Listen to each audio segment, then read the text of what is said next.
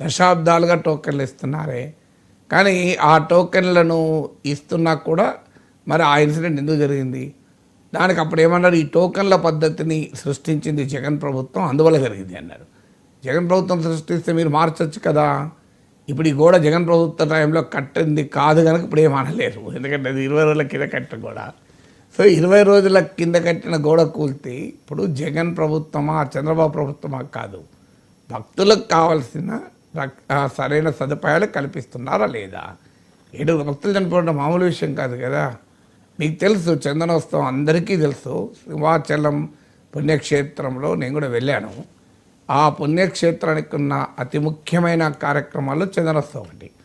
ఎలాగైతే మనకు తిరుమలలో తిరుపతిలో బ్రహ్మోత్సవాలు జరుపుతామో, చందనోత్సవం అనేది మీకు సింహాచల దేవునికి మనం చేసేటువంటి ఒక ముఖ్యమైన కార్యక్రమం అది.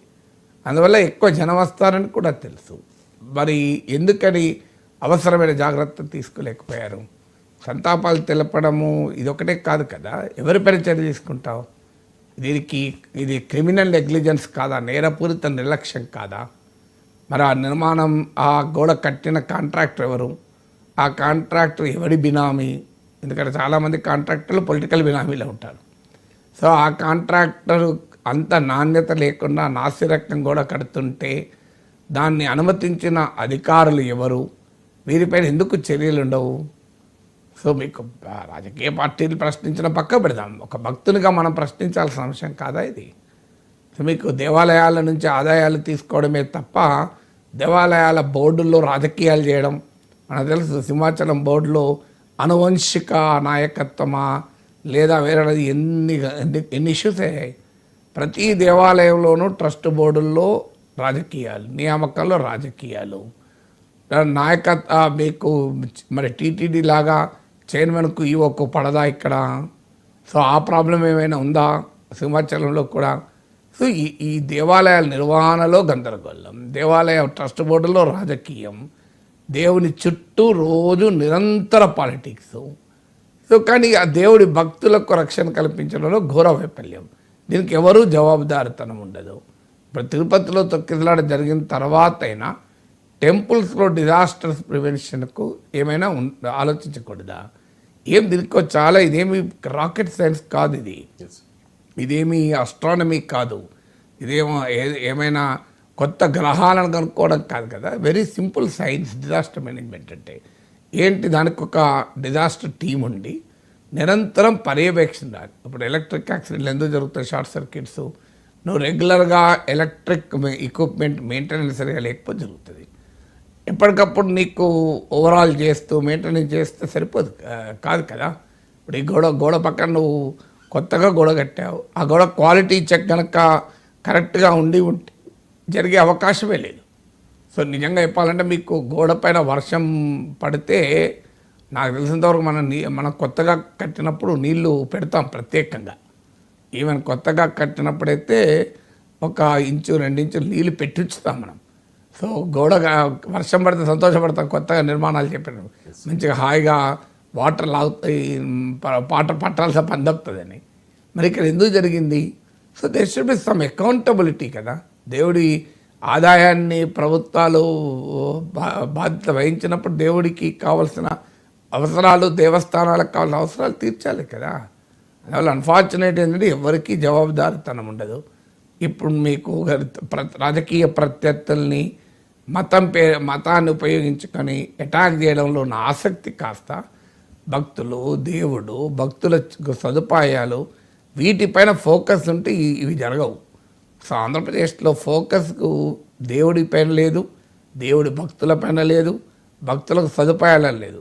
ఎక్కడ ఏ అవకాశం దొరికితే రాజకీయం చేద్దామా, మత విశ్వాసాలని రాజకీయాలకు వాడుకుందామా, మత విశ్వాసాలతో రాజకీయ ప్రయోజనాలు పొందుదామా, ఈ ఆలోచన మినహా దైవభక్తుల గురించి ఆలోచన అనేది ఉంటే ఇట్లా ఎందుకు జరుగుతాయండి? వరుస పెట్టి ఎందుకు జరుగుతాయి? సో అందువల్ల దీనికి జవాబుదారితనం ఉండాలి కదా ఎవరో ఒకరు. అంటే తిరుపతిలో తొక్కిసలాట కూడా క్యూ లైన్లో జరిగింది సార్, ఇది కూడా క్యూ లైనే, అంతా సామాన్య భక్తులు. మరి అప్పుడు పవన్ కళ్యాణ్ క్షమాపణ చెప్పారు, మరి ఇప్పుడు కూడా పవన్ కళ్యాణ్ క్షమాపణ చెప్పాలా? ఎవరు బాధ్యత తీసుకోవాలి? పవన్ కళ్యాణ్ ప్రభుత్వం తరఫున క్షమాపణ చెప్పాల్సింది ఇంకా ఇది. ఎందుకంటే ఇది యాక్సిడెంట్ కాదు, ఇది ఖచ్చితంగా క్రిమినల్ నెగ్లిజెన్స్ వల్ల జరిగింది. ఇంకా తిరుపతిలో జరిగిన తొక్కిసలాటలో యాక్సిడెంట్ అనే ఆర్గ్యూ చేయొచ్చు, అది కూడా యాక్సిడెంట్ కాదు. ఎందుకు కాదు అంటే ప్రాపర్ సూపర్విజన్ లేకుండా. తొక్కిసలాట ఇన్ని దశాబ్దాలుగా ఎన్నడూ జరగలేదు. టోకన్లు ఇచ్చే పద్ధతి ఇప్పుడు మొదలైందా? దానికి ప్రాపర్గా మేనేజ్ చేయకపోవడం వల్ల జరిగింది. కనీసం అదన్నా మేము అనుకోవచ్చు. ఇక గోడ కూలడం అయితే ఎవరు అవసరం కాదు, తొక్కిసలాట కూడా కాదు కదా. సో ఈ గోడ కూలడం అయితే clear case of criminal negligence. 20 రోజుల కింద కట్టిన వాళ్ళు ఎందుకు కూలిపోతుంది? అందువల్ల clear case of criminal negligence. నేనేమి చంద్రబాబు నాయుడుది criminal negligence, Pawan Kalyan criminal negligence అనడం లేదు. ఇక్కడ చంద్రబాబు నాయుడు వచ్చి గోడ కట్టాడు, పవన్ కళ్యాణ్ వచ్చి గోడ సూపర్వైజ్ చేయడు. కానీ ప్రభుత్వంలో ఉన్న వారికి జవాబుదారితనం ఉంటుందా లేదా అనేది క్వశ్చన్.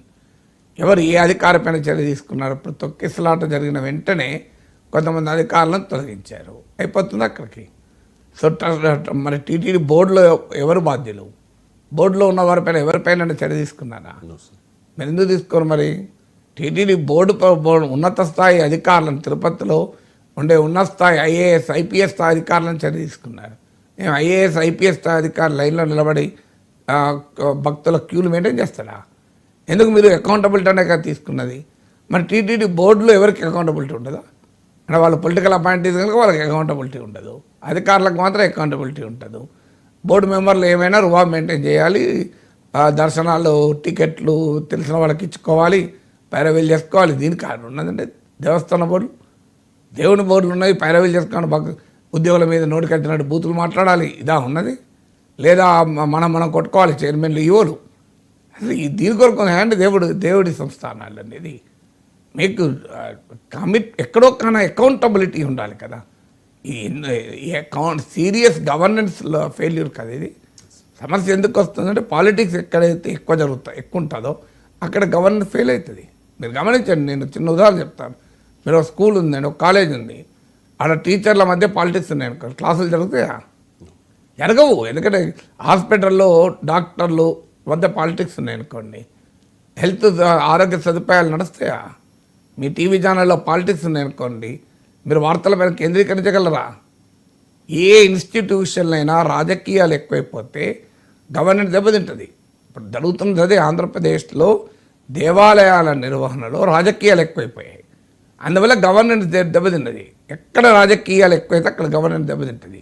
ఇది నేను ఇన్ని ఉదాహరణలు చెప్పాను. మీరు ఎనీ ఇన్స్టిట్యూషన్ తీసుకోండి, కోఆపరేటివ్ రాజకీయాలు ఎక్కువయ్యాయి, సహకార వ్యవస్థ గొప్ప స్ఫూర్తిదాయకమైన వ్యవస్థ నాశనమైందా లేదా? మీరు ఎక్కడన్నా చూడండి, ఏ ఇన్స్టిట్యూషన్ అని చూడండి, పాలిటిక్స్ ఎక్కడైతే టూ మచ్గా ఉంటాయో అక్కడ ఆ ఇన్స్టిట్యూషన్ ఎఫిషియన్సీ పడిపోతుంది. ఇది కూడా అంతే. మీకు దేవాలయాల్లో పాలిటిక్స్ పెరిగిపోయి దేవాలయాల చుట్టూ నిరంతరం రాజకీయాలు చేయడమే పనిగా పెట్టుకున్న తర్వాత ఇక గవర్నెన్స్ మీద ఫోకస్ ఎక్కడుంటుంది? గవర్నెన్స్ మీద ఫోకస్ ఎక్కడుంటుంది? డిజాస్టర్ మేనేజ్మెంట్ మీద ఫోకస్ ఎక్కడుంది చెప్పండి. ఇప్పుడు మీరు తిరుపతిలో ఇన్సిడెంట్ జరిగింది, ఇన్సిడెంట్ తర్వాత మీరు ఎక్కడన్నా ఆంధ్రప్రదేశ్లో ఉన్న ముఖ్యమైన భక్తులు ఎక్కువ వచ్చే దేవాలయాల్లో భద్రతా చర్యలపై కానీ విపత్తుల నిర్వహణ